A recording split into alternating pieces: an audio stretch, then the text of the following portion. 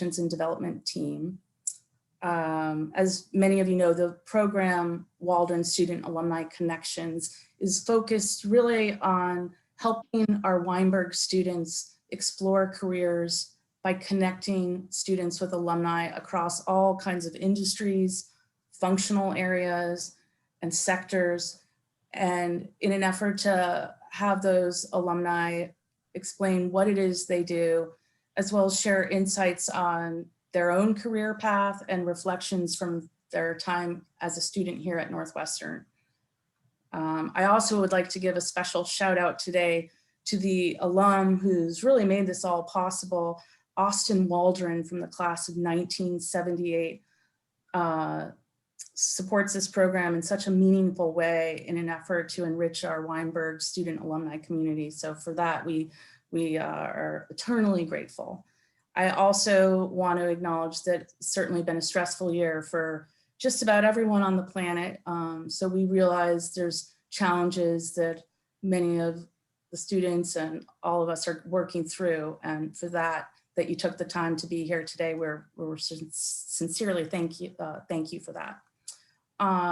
So let's see, before we get started, a final request, if you're able, certainly, and if you're comfortable doing so, it'd be great to have you turn on your videos, though again, no pressure, and you don't have to be out of your PJs, but it certainly would be nice to see your faces and nice for you to have that connection with our alums who took some time out of their busy Accenture lives.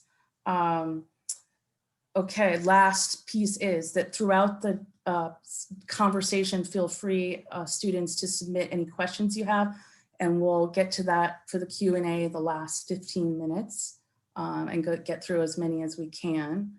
Now, why don't we move to the introductions of our panelists, and I'll start with Erica Habron. Erica is a digital business integration consultant at Accenture in New York. Erica graduated in 2015 with a major in mathematics and a minor in Chinese language and culture. And during her time at Northwestern, Erica participated in the Student Alumni Alliance, the Sailing Club, Greek Life, and Study Abroad. Originally from the Pittsburgh area, Erica currently lives in Brooklyn, New York. Welcome, Erica. And next we'll move to Ramesh Zaidi. Ramesh is a technology analyst and UX researcher at Accenture in their Chicago office. A 2019 graduate, Ramesh majored in neuroscience and had a concentration in computation and systems modeling. During his time at Northwestern, Ramesh participated in the Muslim Cultural Students Association and Lambda Strategy, an organization that he helped to found while he was a student. It is a student strategy consulting organization. Ramesh is originally from the Chicagoland area and currently lives in Chicago. Welcome, Ramesh. And finally, but certainly not least, we welcome our third panelist today. Sabrina Williams is a management consultant in Accenture Federal Services in Washington, D.C. Sabrina is a 2018 graduate and majored in political science. During her time at Northwestern, Sabrina helped lead the Northwestern Political Union and participated in the Minority Business Association. She also studied Japanese and was awarded a research grant to study a youth-led political movement in Tokyo while she was a student. So welcome, Sabrina. Now, okay, and we'll get started with my first question, but I'll just remind our students that as we get started, I encourage you to put your phones down, focus, take the time to listen not only to what these alumni are doing in their work and their industry, but also how they went about making career decisions while at Northwestern and how they've evaluated their past experiences to figure out what they want to do in their careers.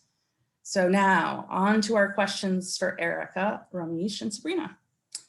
Okay, first, I shared with all the participants today your current titles, but can you tell the students a bit more about your job, what it is, what it means, and explain a bit more? So Erica, we'll start with you.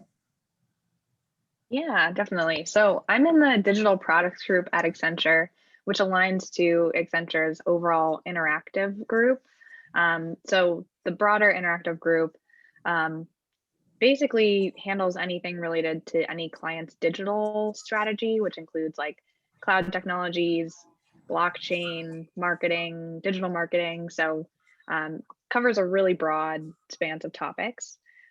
Within the digital products group, I'm a product manager, which basically means like we go to clients and help them build websites and apps. And if they already have existing websites and apps, we help improve those experiences for customers. Okay, great. Thank you for that. And Ramesh, we'll have you go next. Sure. I am a bit of an entrepreneur in disguise. I joined the company to shake things up and go a little crazy, and I have accordingly. So I'm a technology analyst, but I'm also one of three who's joining Fjord in their design practice, which is also under the interactive umbrella, except in a different area as to Erica. So for me, I'm basically what I like to call a consumer anthropologist. I study consumers. I look at problems from a consumer-oriented lens. And so far, all my work has been uh, researching products with consumers, testing them with consumers, and just trying to understand their pain points and struggles.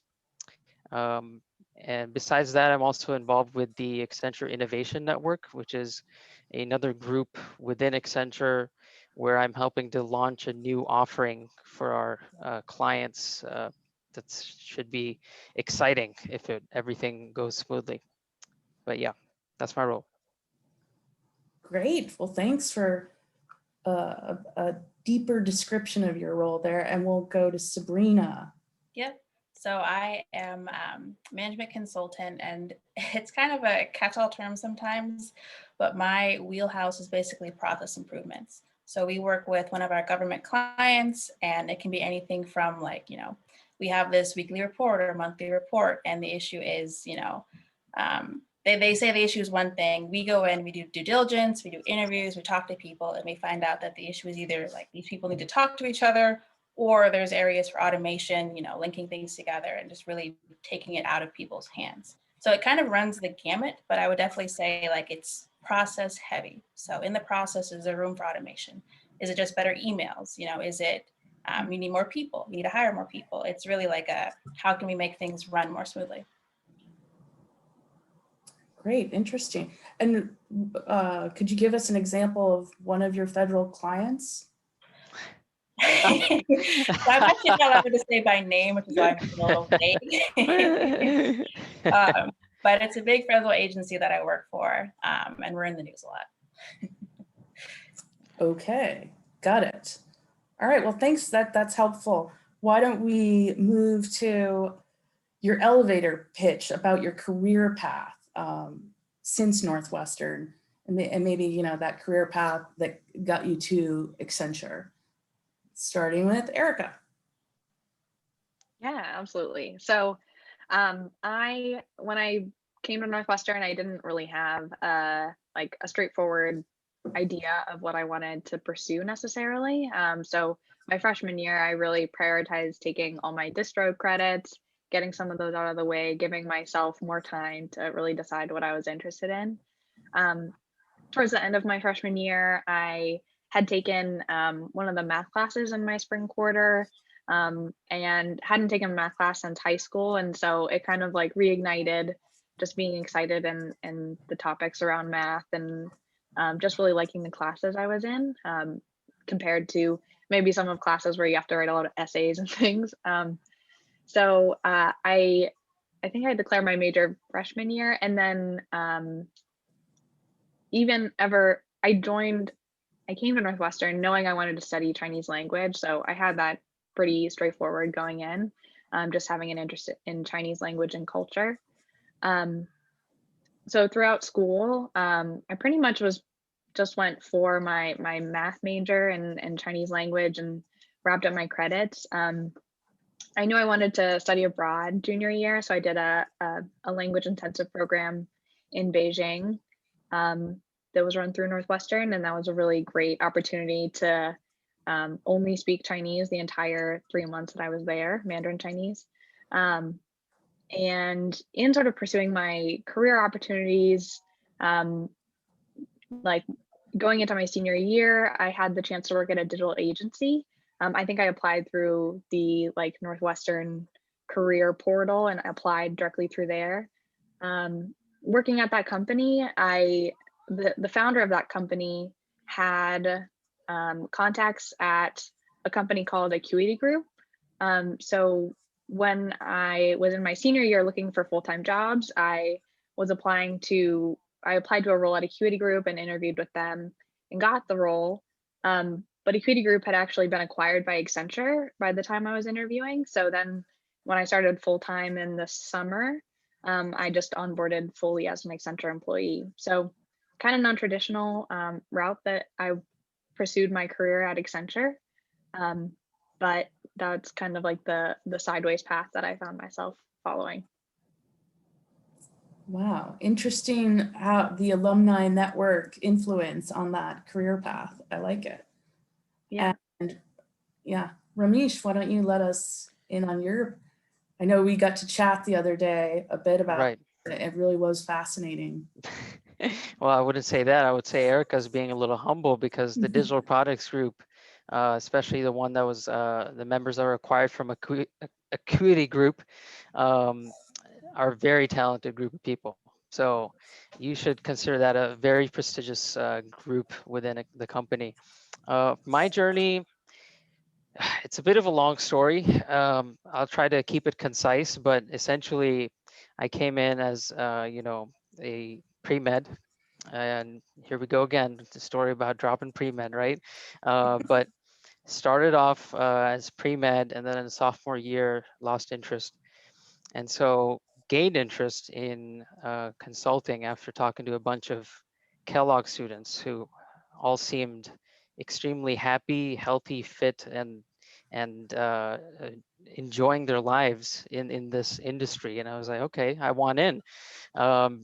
And so I found as a sophomore, there wasn't really a way for me to experience what it's like to actually do the work. Unlike shadowing a doctor, you can't just walk into a consulting firm and look at what they're doing. Otherwise, you'll be in jail the next day. So I decided, you know what, I'll just do it myself. Forget it. Let me just get my own experience. So I started this group, Lambda Strategy. I don't know if any of you have heard of it. I don't know how popular it is these days, but I started that group with a few friends, and the idea was to get real clients that pay us money for consulting work and turn it into a somewhat profitable business, at a very small scale. And that way I got some really hardcore consulting experience across a number of large companies. And yeah, so after that, I went through a lot of rejections. We'll come back to that. But once I started at Accenture last year, I was interested in technology a lot initially. I realized I got to play to my strengths, which is focusing on the customer and understanding them, which is why I joined the design practice in the interactive pillar. And since I've been working on that, a few people from the innovation network said that, hey, you're a big picture thinker. You want to help build up this new service, this new offering that could be the future of innovation at Accenture. And I'm like, that sounds interesting. Let's give it a go. And so I joined that movement, and now I've been working on that. So that's kind of been my journey. I don't know how good of a story that was, but I'll pass it on to Sabrina. It was a great story. So my journey, I came in political science. And at the beginning, it was political science or history. So I kind of went back and forth. And I was actually looking at my transcript recently, and I was really all over the place. I always knew like the kind of information I was after, which was like history, power politics, like, why is the world the way it is, through that kind of lens. But I was political science, history, international studies, econ, double major, single major, triple major, throughout. Which was fine, and it was fun. And I feel like my mom was always saying, get everything possible out of wherever you are. And so I feel like I really tried to do that at Northwestern. But freshman year, I went home and I just did like a normal job for the summer. Like I was a telemarketer or one of our arts places at home. And so I used the money. My mom and I went on a trip to Europe, and it was really fun. Sophomore year, I was in political union. So I joined it towards the end of freshman year. And the network, the friends I made there are like still my friends to this day. They're just great people. They're doing all types of things. And that was just like really, really fundamental and foundational for me in the career. So I, one of my friends there, she was going, actually, so she did an undergraduate research grant. So she went to Turkey for a summer to, and she was also poli-sci. And so she studied like, I don't remember exactly what, but she was in Turkey for a summer studying something. And so I was telling her like, oh, like I'm studying Japanese. I really want to go to Japan. I don't really want to pay for study abroad. You know, like, have you heard anything? She's like, yes, like apply for the summer undergraduate research grant. You know, you come up with the proposal, you get some funding and you can go and do your own work. And I was like, that's awesome. So I did that and it was amazing. And then the next summer or the next school year, I was kind of like, okay, well, I already did my study abroad. Like what's next? And it was kind of time to look for an internship, right? And I think, you know, as you go through Northwestern, you'll feel that push to kind of get into like the professional space. And so I was like, okay, like let me try out this interning thing. So I did summer recruiting, and it was I think it was fall of my junior year. I did recruiting for the upcoming summer. And so I got like rejected from plenty of places, and that's totally fine. But my resume was great by the end of the cycle, and Accenture was at the end of the cycle. So I felt like I was very well prepared finally, because I kind of made the decision, not impulsively, but some people start prepping and practicing like, you know, day one freshman year. I didn't do that, and you don't have to. But so by the time I was ready, Accenture was also looking for, you know, people, and it was a really great match. So I ended up getting an offer for Ohio. So not even Chicago, but the Columbus, Ohio office, because the work that they were doing was the state of Ohio. So it was like government oriented, and that was like what I was interested in. So I did that internship and it was fun. I was doing videos. So I was making videos for a self-service portal. I was literally making music, like literally like making free music for this video. So it'd be royalty free. It was a very creative summer and it was very fun. And then at the very end of the summer, on the very last day, I had my exit interview with the MD. And I was like, hey, like, I really like political science. Like, these are my interests. He's like, oh, great. Like, I used to run this account in DC. It was the best account I ever worked for. The only reason I left is because my wife had triplets and we needed to move to a place that's a little bit cheaper for a bigger family. So he's like, just let me know when it's time for you to go, and I'll email over there and, you know, get your name floated around. So that's what I did. I graduated early, went home, went on a little Europe trip. And then when it was time, I sent him an email. He said, great. He connected with people over here. And then I got on the account that I wanted. So it's a story of just like, you have to tell people what you like, you know, and that's, I think the biggest takeaway is like, just tell people. As I look back at that event, I'm like, if I had not told him, you know, this was the connection that I needed the entire summer and I never knew. So on the very last day, I finally was like, hey, this is what I like. He's like, oh, I can totally help you. So that's how I got to Accenture. And I've been on the same client. I've switched teams, but the same bigger client since June of 2018. And you can't underestimate the value of networking, can you? All three of us, we kind of had that similar vein running through it. Just to add on, you can never do enough networking. So it'll always be valuable. And for me, I think I never really knew what people meant by that term until like a little bit later. And for me, what networking really means is you meet people and then you know, have a relationship, but you're able to ask them for help, you know, at some point in time. So you're doing everything you can on your own, you're using your resources, but it's like building a community of people you can actually ask for help with something, and people that you're comfortable enough with to ask for help. And you give help too. But that to me is what I wish someone had said. What does this mean? You can ask them for help. That's very true. It's like a friendly relationship, right? It's not like you're trying to get something out of someone, or you know, even when you guys are recruiting, right? You'll go to these info sessions and whatnot, and you'll be networking, and it's not really about getting something out of someone. It's just making a friendship, just getting curious about who they are and their experience, and later on they'll you know, you'll be in touch with them and you'll mention that, oh, I need some help with this, and they'll be more than willing to help you out. Yeah, and I'll say the Northwestern network is great for that. Like through and through, you can truly ask anybody for help. And like I literally had a call 2 weeks ago with someone who was thinking of switching into consulting and wanted to chat, and she just found me on the alumni network, I think, and I was like, yeah, happy to chat. And I'd also say Accenture is really good about that too. Like that is something I've always been happy with, is people are very, for the most part, helpful and kind.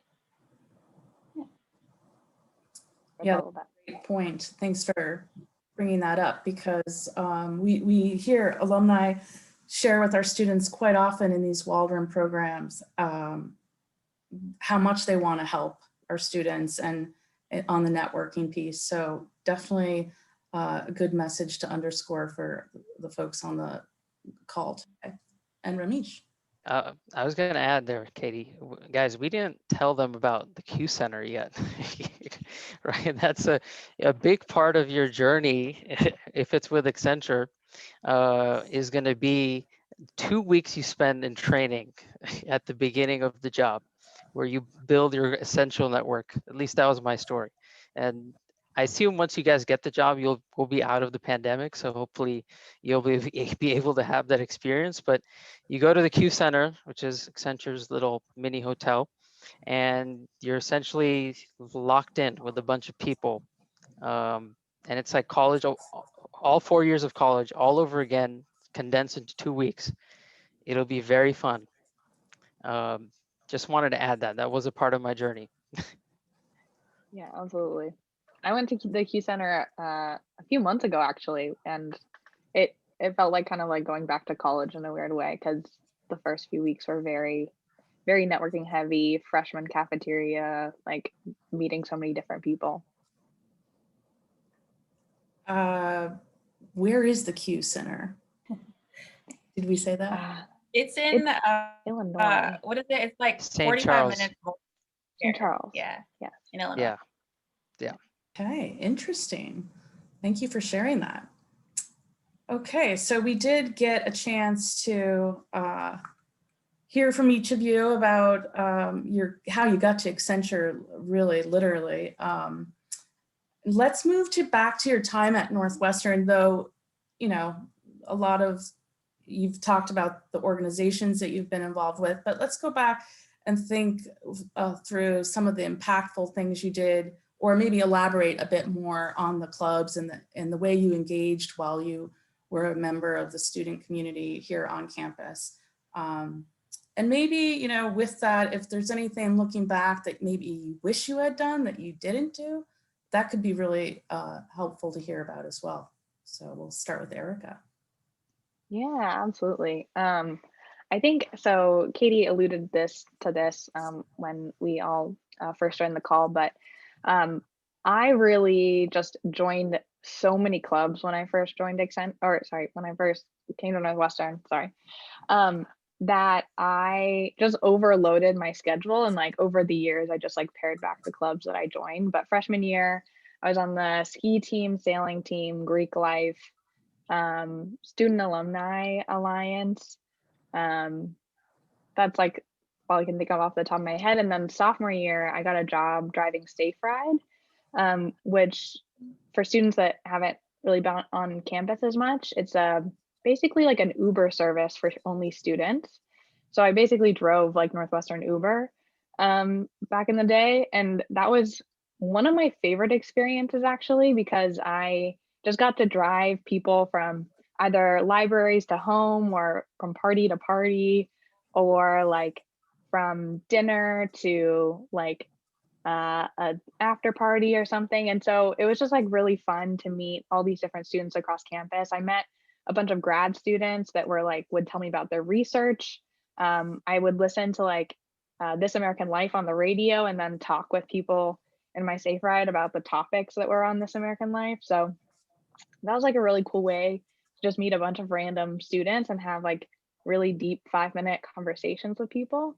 So that was like a really impactful experience for me on campus. I also really benefited from my membership in Greek life and the sailing team. I lived in a sorority house my sophomore year, and then junior, senior year lived with friends that I made on the sailing team. and also traveled for sailing team competitions as well during that time. So I really loved branching out and doing things I didn't have the opportunity to do maybe outside of a college student network. Um, so I would just like really advocate for doing a bunch of things you don't necessarily know if they'll go anywhere, but just trying things out and finding out what you like. Great. Thank you, Ramesh. Oh, yeah, right. I think I concur with everything Erica just said. And just to talk about my experience a little bit, um, you know, I really relate to what Sabrina said about making the most out of every experience. That was my approach. I just wanted to suck all the experiences dry. And so at Northwestern, even though I was a neuroscience major, the reason I was a neuroscience major was mainly because it was so interdisciplinary. Like, you could take a wide range of courses. Most people took neuroscience because it aligned with their pre-med requirements and their biology requirements. But at the time when I graduated, I was one of 6 who were in a different concentration, which is the computations and systems modeling, very math heavy, computer science heavy. So through that program, not only did I get to take, you know, math, computer science, neuro, biochemistry, like all the regular stuff, I also got a chance to take quantum physics, archaeology, art history, linguistics, um, probably a few more that I can't think of, a bunch of psychology courses, developmental psychology, social psychology, which is my favorite class at Northwestern. Um, so that really gave me, I think, a lot of really fun memories and good experiences. And I kind of take that with me to this day. At Accenture, I'm doing like 5 different things. And it's because I have a little bit of experience in that area, a little bit of experience in that area. So that's been really helpful. I think the one thing I'll advise when it comes to extracurriculars is to focus, just like Erica was, alluding to, and not just because it's going to save you time in your schedule, or not just because you want to avoid overloading, but it's really a lot more rewarding if you focus on a place where you can have an impact, whether that's an impact on yourself or on the community. Like the group I started, Lambda, not only did I learn a lot from that experience, but I had an impact on the community. Now, I was really proud to see that a lot of the members that I left behind when I graduated are now getting offers at Accenture, at McKinsey, at Bain, and BCG. Pretty much everyone that I had the chance to mentor and guide as part of that group.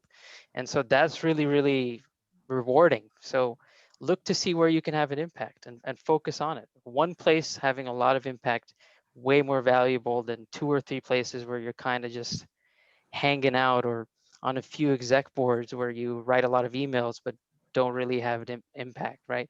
Um, so that's what I'll say. Very Awesome. For me, I had a lot of different experiences. I was, as we were all talking and even in reflecting on these questions beforehand, I was trying to think what central one was it? And it wasn't one. So I was in marching band my freshman year. And so from there, and I only did it for 1 year and it was great, but it was a huge time commitment and one that I knew I couldn't keep up. But because of that, I got asked to play in the pit for a campus production called Assassins. They put it on. And that was an incredible experience. And then also from marching band, I got my job on campus, which was at Pick Stigger. So I was a CSR, customer service rep, and then a manager. So, you get free tickets to things, you get to go, to all the cool shows, you can schedule yourself for all those different shifts that you like. And that's all because I played flute growing up and in high school. And so that was an interest that I kept. And it changed, like the way that I did it to marching band, to pit, to, my job. It changed, but that interest kind of pursued throughout. So that was one. The other big one was political union. So freshman year, I joined it, and I was just, oh, this is so fun. And for those who don't know, it's a open debate forum kind of group. So there's usually someone who takes like a pro position. So you'll say resolved, like abolish the death penalty. Someone will have the pro, some will have the con, and they'll kind of frame the arguments. And then everyone in the audience can speak for up to like a minute and a half in support or against one of those positions. And so that was just such a great format for me, being able to try on new ideas, to hear, well-educated arguments. And then eventually to start presenting, to take up a position, take up a side, do some research, and try to persuade the group and see if you win. So there's a bit of competition in it too. But that was a huge one. And that's like really where a lot of my network came from. So people in political union, them going off and doing things, just telling everyone what they're up to. So too, that that's an option. Yeah, and I would say that I would definitely agree that depth is better than breadth, whatever that word is. But I do think at the beginning, like, don't worry so much about it, right?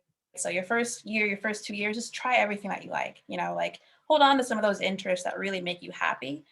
And just find all the spaces, because there are so many awesome people and groups and things to do at Northwestern that you don't want to limit yourself. But at some point, it is really, really great and really rewarding to dig in somewhere, to try to make some change and, meet people, make new friends, and leave a little bit of a legacy for sure. Yeah, I think, was there anything else? There's something else I wanted to tell you all. Oh, yes. I'm glad I wrote notes. So a huge thing too, when I was saying asking for help. So I had this one class that I thought was absolutely amazing. Professor Stanley taught, I think it was just an intro to global history course.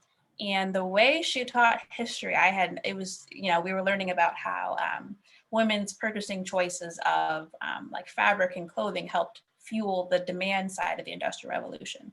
Like the lens of history that she put on was phenomenal. And I remember I was thinking of doing a senior thesis, and I reached out to her in, I think maybe spring of junior year. And I was like, hey, like, I loved your class so much. Like, I have these questions. I'm thinking about doing a topic about Japanese female politicians, like, yada, yada, yada. She's like, oh, wonderful. I'll do you better. Let's do an independent study course. I'll make a curriculum for you, and I'll run it like a grad school seminar. I didn't ask for any of that, but I was so excited and just like, oh my gosh, this is a thing. It just came from asking a couple questions, right? And so that's what I mean, where it's like, I didn't know that that was an option, but it was. So look around, look at your peers, see what they're up to, but also look at what the faculty is up to. Because a lot of times they would love to talk to students who are interested in their work or just interested in their field in general. And so if you just kind of like make yourself visible, there's a lot of educational opportunities out there too. Sure. I want to follow up to that really quickly. Like that last point is so true. If things that you don't expect or see can come out of nowhere. And I would say, go looking for them. Like go, that point about exploring 100%. I remember after my freshman year, I came across this other program sponsored by an alumni, the Posner Fellowship. So Brian Posner is an amazing individual, sponsors this summer program. And in that summer program, I did a bunch of organic chemistry. I created a synthetic form of cannabis, was my project, just for your knowledge. But after that, 2 years later, I got connected once again through another alumni, and I had no idea this was possible. That they were like, oh, there's this startup in London. We're looking for, a fresh young person to do this role there, and this alumni says, hey, you want to go to London for the summer? I'm like, all right, let's do it. let's do it. And so the summer after my junior year, I was in London working for a startup rather than doing a consulting internship. And that totally came out of left field, right? You don't expect like, oh, I can actually go abroad and do like an internship if I wanted to. Yeah, yes, you can if you look around a little bit. Great. Yes. Again, the power of the alumni network and networking overall. But this has been interesting. Sabrina, you talked about this history class, and Ramesh, you've mentioned the social psychology class and the impact that had for you. Can you think back to any, as you stretched out across the college and all the departments, other classes that you took that maybe have surprised you a few years down the road, or just some fun? My teammate and fellow Northwestern alum told me about a maple syrup making class they did through the Center for Native American Studies. So anyways, just thought I'd throw that out again, just taking advantage of all that the college has to offer across all departments. Any classes for you guys? Well, I can jump in for that. There's a ton of stuff. I mean, I advise you guys front load your education. So senior year, you can just mess around because that's definitely what I did. There were a bunch of courses that I wanted to take, like food writing, and there was even a vocal instruction course that I was interested in, but I didn't end up taking those. But I took one called Design Your Life, which is taught by a couple of wonderful professors. Yeah, the Northwestern, Bruce and Pam Daniels. They're fantastic. They're in the Siegel Design Institute, and that class was amazing. And I had no idea it would apply so much. It kind of taught you um, kind of how do you apply design principles and design thinking to your life and your relationships and um, your productivity, for example. So that one I would really recommend to people. And some random courses in social psychology. I remember they taught stuff about relationships and family and kind of getting in tune with yourself and how you behave in the social environment. That instruction was extraordinarily valuable. And I remember at the end of that class, there's several people who went up to the professor and in the last class and were actually crying and saying like, you changed my life with this class. And that's a real thing that happened. So there are some classes out there that are really, I thought were quite fantastic. Eric, did you tell me about a class when we chatted maybe with space aliens? Yeah, the class was called astrobiology. It was like a science like distro credit. Actually, just to round out, Ramesh, was that the Eli Finkel class? That was like my one regret class I didn't No, take. but I wanted to take that one so bad. I didn't Yeah, get my you really class. got to take a class with Eli at some point. Yeah, he's like a world-renowned like relationship expert, right? Yep. Oh, the Marriage 101.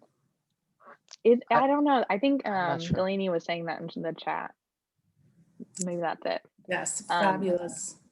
That's a big regret of mine that I didn't take that one. But as far as the astrobiology class, that class was really cool. It was just like a science credit class. Like when I registered for it, I didn't have high expectations going in. But then when you get in the class, you get basic like information around astronomy, like the solar system and galaxy and things like that. But then it goes into like, what is life? Like, how do we define life, and what would alien life conceivably look like? Like, what are the minimum requirements for life to exist in an environment?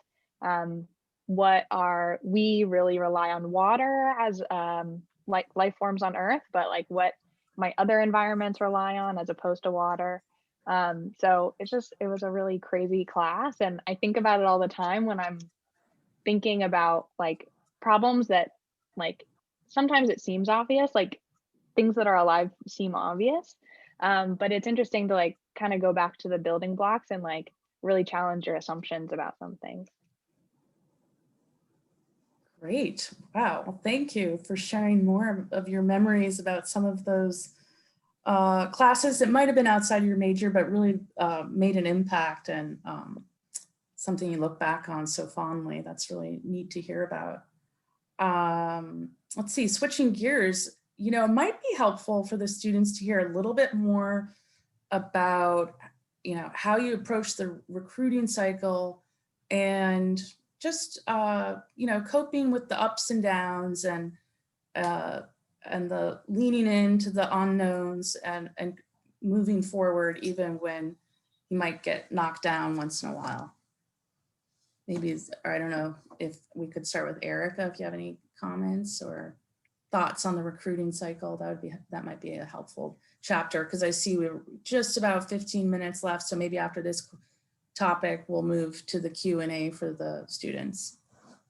Yeah, I think recruiting was for me like probably like one of the more stressful things I had to go through in college. Like it really is just kind of there's so many ways you can go about it, and networking feels like this really big unachievable thing when you're just a college student. And I would say like consulting recruiting particularly, like there's so many events you can go to and so many different consulting companies, and it feels like a lot sometimes. And going into the in-person conversations with people, we did these like job fairs that were just like 1,000 people in a room that only fit 200. It was just a lot. So I would really advocate for looking for opportunities to meet people in contexts that aren't necessary. Like those big recruiting activities are the ways that many people get roles.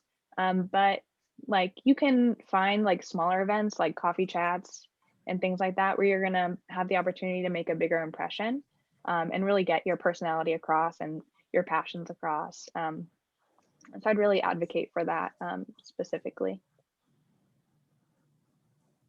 Great. And if I I could can also, oh, sorry, go ahead.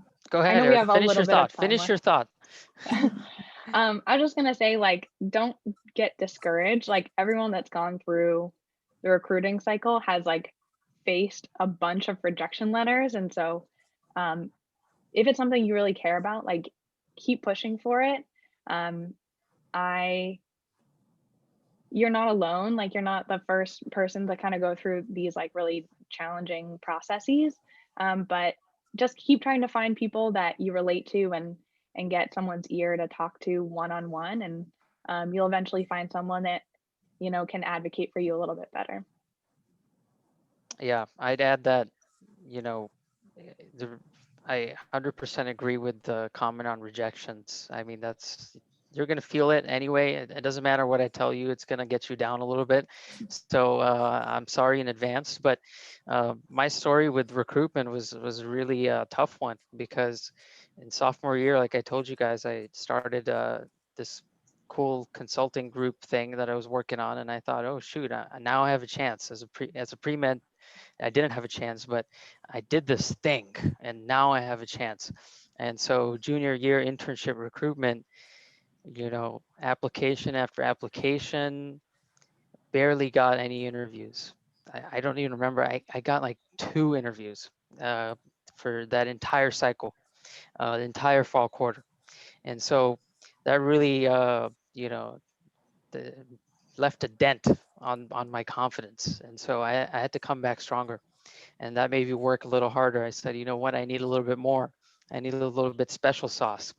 And so I started working harder and getting more ambitious projects, and learning even more. And so senior year, I'm coming in with all this project experience, all this academic experience, pretty decent GPA, like 3.54. That's okay. And I also had an internship in London in my folder, in my resume. And so I thought, okay, I got it. Here we go. We're good. Let's go. Let's go right in. Again, application after application. This time I got a bunch more interviews, but first round, final round, nothing, nothing, nothing. The entire recruitment cycle, nothing. And so this kind of relates to me saying, lighten up your course load. Gives you time to think and gives you time to do some crazy stuff. And for me, it was like late in fall quarter after I failed everything and not gotten in anywhere, including Accenture. Um, I strolled into a random Accenture info session that I just had time to go to. And it turned out there were only like 6 people in the audience. There was just some random info session that wasn't advertised very well. The guy up front was Michael Young, who happened to be a senior managing director and runs like an entire segment of Accenture. And so he was given his spiel. And then, I was feeling a little down, I was feeling a negative, and I was like, you know what? The consulting is a scam. I'm going to challenge this dude that what he's doing is a total farce. And so I happened to be the only guy who had the nerve at the end of the session to actually go up to him and talk to him. And that must have struck a chord. And so I got in a conversation with this guy, and I'm like, hey, I've done this and this and this, and I got no results, and this is just all a massive game, and no one's a winner, and blah, blah, blah. So I was challenging him and debating with him a little bit, and he gave some good answers. And later on, he emailed me and he said, hey, have you tried applying? Have you considered applying? And I'm like, yeah, I didn't get through. He's like, you know what, try one more time, try again. And so I did, and I got in. But the lesson I learned there is that only you know your value. So yes, you will take the rejections, it will hurt, but only you know your value, and it's up to you on how you communicate it. You can either, it's communicated to your resume, to your interviews, all those sort of things. It's also communicated in your interactions with other people and your networking. So if you're talking about your experience and the value that you think you bring to the table in your networking interactions, it's possible someone might gain an interest and say, wow, this is someone I'd like to have work for me or work for at my company. And you have successfully shown your value to someone. So it may not work all the time, but just remember that you have the value, and you have to show it too. So I'll add that, pass it Thank on. Yeah, you. and for me, just to keep it short, I would also just say, like, especially reflecting on working from home since March, and that the world is different and it's gonna be different and it's gonna change in a billion different ways. For me, and maybe I'm a little bit rebellious, but do what you want. Like, do what you want and then make it fit what they're asking for. So like I did exactly what I wanted most of my time at Northwestern. Like I took the classes I had to, but outside of that, like I was on a research grant in Japan, bebopping around Tokyo, interviewing Yep. people that just cold emailed. Like it was amazing. And then I recruited. I'm like, yeah, I went to Tokyo and I did this research and I spoke this language and I thought it was cool and I think it sounded cool when I told them about it. So like rather than trying to like fit yourself into whatever like econ perfect GPA, like just make the most of your time and do what you are passionate about and what fires you up. And then when you're recruiting or talking to whoever, like we're saying, like about your worth, like it'll come through.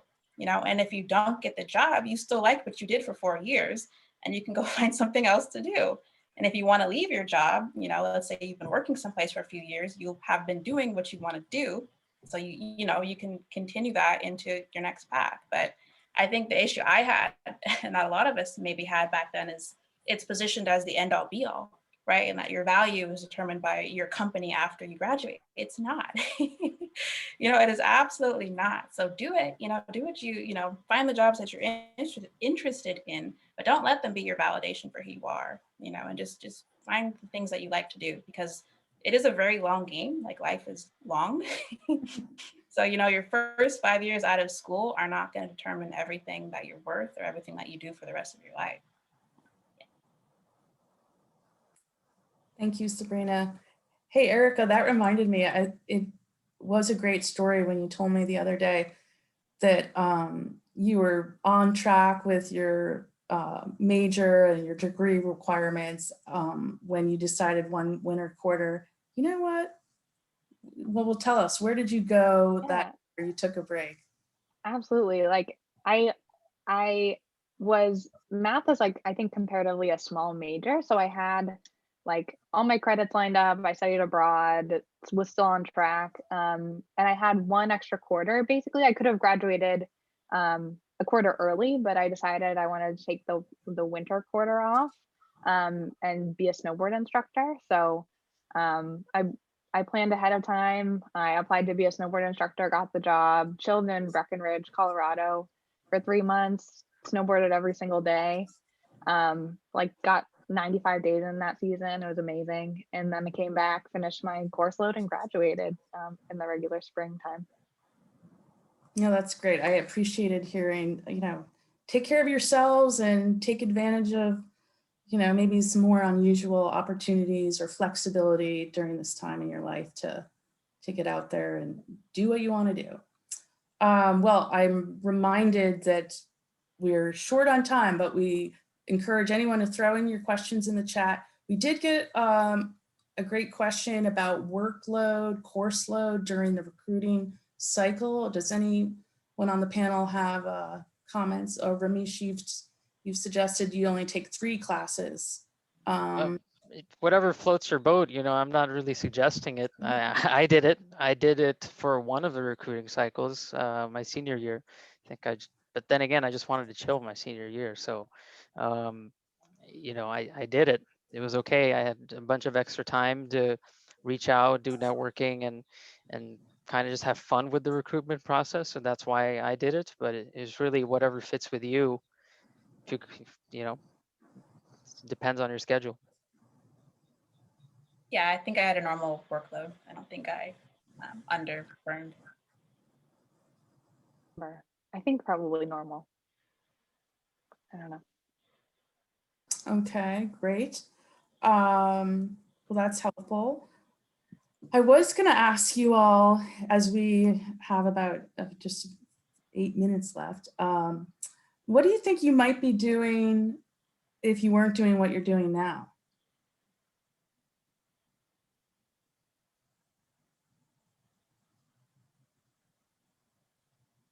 That's a good question. I have a couple. I have always been interested in journalism and like the news as a space. And I think it's also from my research project where like I was, going around interviewing people. And even a lot of my work nowadays is interviews and, getting information and gathering requirements.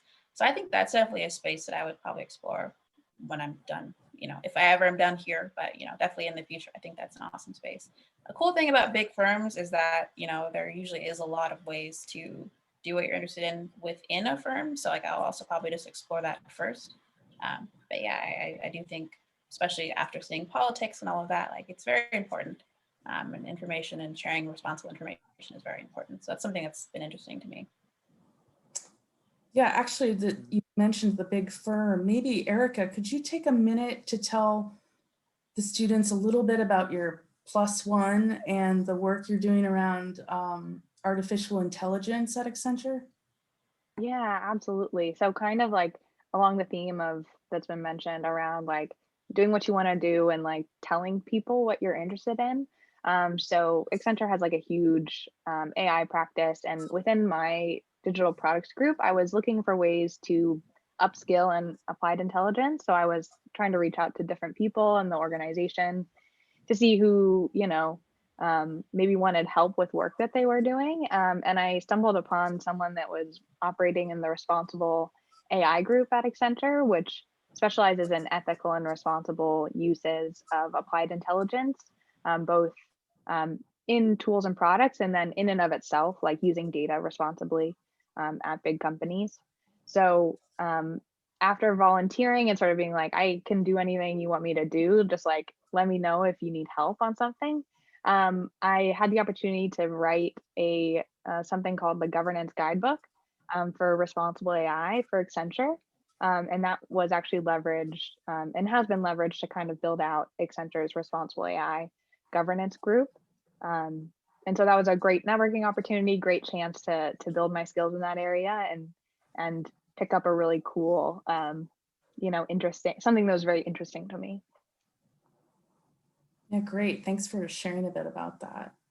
Erica, you just got a question from a student.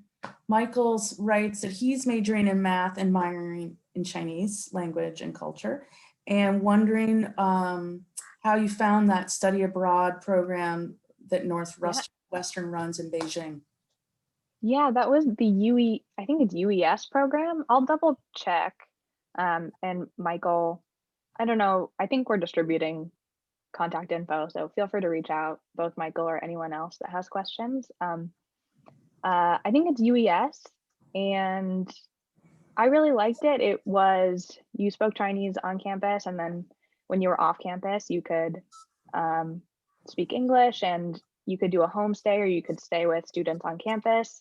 You could do an internship, or you could take an extra class. So they really let you customize it. So I had a really amazing experience. Beijing's an amazing city that doesn't get enough credit. People are trying to go to Shanghai, like you should go to Beijing. It's way better in my opinion. And yeah, I just had like an amazing time. Really recommend it, but feel free to ask me more questions. That's super helpful. Thank you so much. Yeah, of course. Great. And Ramesh, you got a question about Lambda strategy, like a learning, the kind of a insight you got from creating that organization, as opposed to what already existed at Northwestern. Well, I mean, I'll try to keep it short. I do get very passionate about the group. It's a bit of a founder syndrome type of thing, but I saw a gap in the consulting environment and that was offered extracurricularly, and decided to fill it. And so what it taught me was absolutely foundational to everything I do today, even at Accenture. Is like, to do that, you needed to do the research. You needed to find your target customer, find a market. You had to do the pricing, the organizational structure, how does talent work, how does recruiting work, how does interviewing work. You just had all that. Being in the trenches and building it from the ground up was absolutely foundational. And and some of the work we did for the clients was also fantastic, because we partnered with Kellogg students who were obviously at the top of their game as well, and they would teach us a lot of stuff. And so I got to take that knowledge to Accenture, where to this day, sometimes I'll pull up an old deck from Lambda and be like, oh, I remember this diagram that I used. I think would be really useful in what I'm doing today. And so that starting the club gave me this additional amount of experience that I would not have gotten elsewhere, I think. So yeah, it had a great impact. Great. Well, thank you. I mean, we're almost out of time, but we did get a question on coping with stress. And as whether it's traditional path that you're following in your academics to, or a non-traditional path, any tips when you think back to your time at Northwestern about coping with the stress?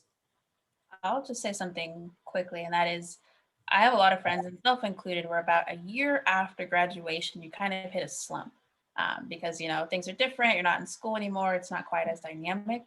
And so I would say that there is going to be a point after you graduate where you're like, oof, do I like what I'm doing? Do I like my path? What do I want to do? And for me, the way forward was just really focusing on, finding those things that you're really passionate about.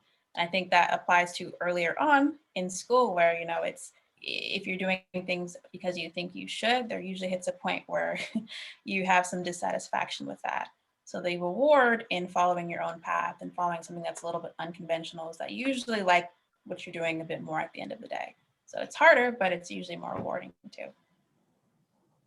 Yeah, that's great. You've all been so insightful and generous with your time. I realize it's 2:00 and I do have to make some final remarks and conclude today's session. But again, thank you so much for being here today and coming back to connect with students from the Weinberg College. A reminder, students, you will get a Grubhub credit email coming to you and that you can use in the next week. Normally with Waldron, if we had all these panelists and we were meeting in person, we'd order lunch from Evanston somewhere. So be on the lookout for that.